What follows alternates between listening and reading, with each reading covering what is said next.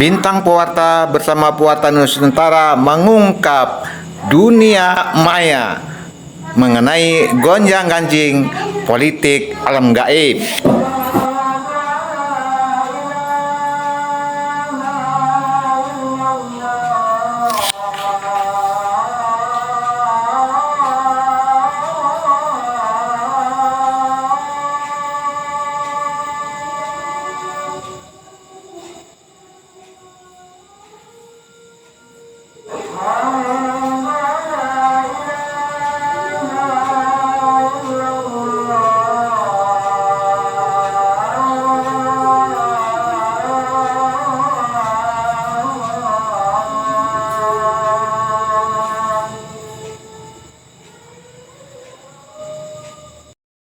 Terus terang ya, saya ini termasuk pendukung Jokowi.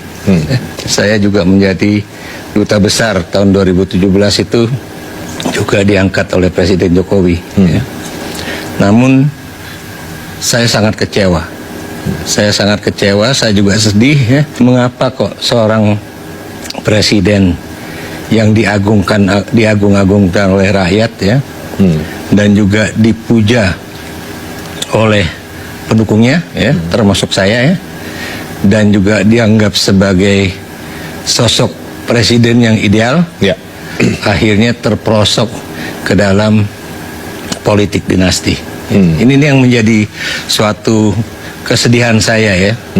Dan kalau ada juga tulisan-tulisan yang mengatakan ini bukan untuk membangun politik dinasti, tapi ini untuk membangun Indonesia, membangun supaya rakyat Indonesia itu menjadi masyarakat yang adil dan makmur. Pertanyaan saya, apakah itu hanya bisa dilakukan oleh anaknya Jokowi? Kan? Apakah itu hanya dimungkinkan kalau sang anak itu menjadi cawapresnya Prabowo? Gitu? Jadi itu pertanyaan-pertanyaan harus kita kritisi ya, karena belakangan ini juga ada tulisan-tulisan yang mencoba membenarkan hasil keputusan Mahkamah Konstitusi tersebut ya. Sebetulnya kalau buat saya ya, kalau misalnya itu memang tidak syarat dengan kepentingan politik ya, Mahkamah Konstitusi sendiri tahu bahwa persoalan perubahan dalam satu pasal di dalam undang-undang pemilu itu ya, itu bukan ranahnya Mahkamah Konstitusi, karena itu adalah open legal policy atau pembuat undang-undang ya. Pembuat undang-undang yaitu pemerintah dan DPR gitu kan.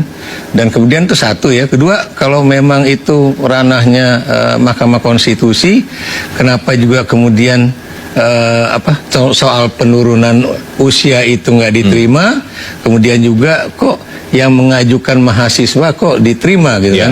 Emang legal standingnya cukup kuat.